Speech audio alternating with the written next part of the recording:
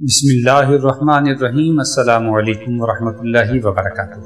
ناظرین، اللہ نے قرآن مجید میں اپنے مخلص بندوں کا ذکر کیا ہے جن میں انبیاء کے نام کثرت کے ساتھ ہیں، پیغمبروں کے علاوہ بھی جو لوگ اپنی پاکیزہ فطرت پر باقی رہے اور بشریت انسانیت کو منازل کمال تک پہنچانے میں کردار ادا کیا۔ اللہ تعالیٰ نے ان کا ذکر بھی کیا ہے جن میں اہل بیت رسول اور صحابہ کرام رضوان اللہ علیہم اجمعین کی شخصیات سر فہرست ہیں۔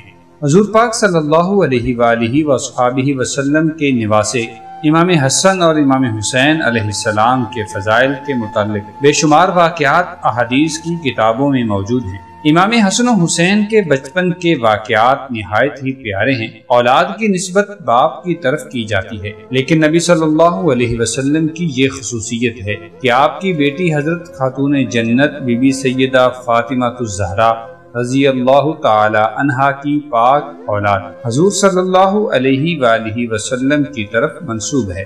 نبی صلی اللہ علیہ وسلم امام حسن و حسین کو اپنا بیٹا کہہ کر پکارا کرتے تھے اور اصحاب رسول بھی انہیں ابن رسول اللہ کہا کرتے تھے۔ ان دونوں شہزادوں سے آپ کو بے پناہ محبت تھی۔ رسول اللہ صلی اللہ علیہ وسلم انہیں اپنے سینہ مبارک پر بٹھاتے، کندھوں پر چڑھاتے۔ کبھی حالت سجدہ میں یہ دونوں شہزادے آپ کی پشت پر سوار ہو جایا کرتے تھے۔ رسول اللہ صلی اللہ علیہ وسلم مسجد میں تشریف لاتے اور فرماتے، چھوٹا بچہ کہاں ہے؟ امام حسین علیہ السلام دوڑتے ہوئے آتے اور حضور کی گود میں بیٹھ جاتے۔ کبھی اپنی انگلیاں حضور کی داڑھی مبارک میں داخل کرتے تو کبھی حضور انہیں پیار سے بوسہ دیتے۔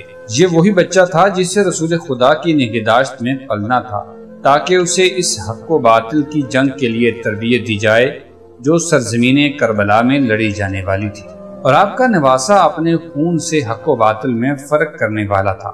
ایک دفعہ کا ذکر ہے کہ امام حسن و حسین علیہ السلام مدینہ کی گلیوں میں کھیل رہے تھے۔ وہاں نبی صلی اللہ علیہ وسلم تشریف لائے۔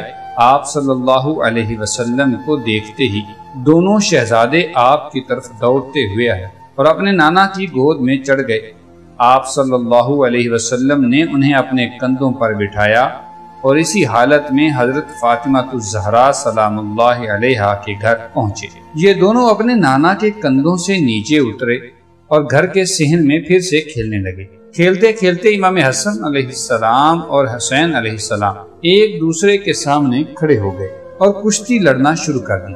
نبی کریم صلی اللہ علیہ وآلہ وصحبہ وسلم کو اپنے نواسوں کی کشتی دیکھنے میں دلچسپی پیدا ہوئی اور آپ شوق سے وہاں کھڑے ہو کر دونوں بچوں کو دیکھنے لگے۔ آپ صلی اللہ علیہ وسلم امام حسن سے فرمانے لگے، اے حسن ایسے لڑو، اے حسن حسین کو ایسے پکڑو، اے حسن اس طرح کا داؤ چلو۔ جب آپ کی لخت جگر حضرت سیدہ خاتون جنت فاطمہ الزہرا سلام اللہ علیہا نے دیکھا کہ حضور صلی اللہ علیہ وآلہ وسلم اپنے نواسے حسن کا ساتھ دے رہے ہیں، عرض کیا، ابا جان، حسن تو حسین سے بڑا ہے، آپ کو چھوٹے کا ساتھ دینا چاہیے تھا جبکہ آپ بڑے کی طرف ہیں۔ لہٰذا نبی صلی اللہ علیہ وسلم نے فرمایا، اے بیٹی، اس کشتی میں جبرائیل بھی شامل ہیں اور جبرائیل حسین کے ساتھ ہیں، یعنی جبرائیل امین حسین سے کہہ رہے ہیں کہ تم حسن کو پکڑو۔ لہٰذا حسن اکیلا پڑ گیا، اس لیے میں نے حسن کا ساتھ دیا۔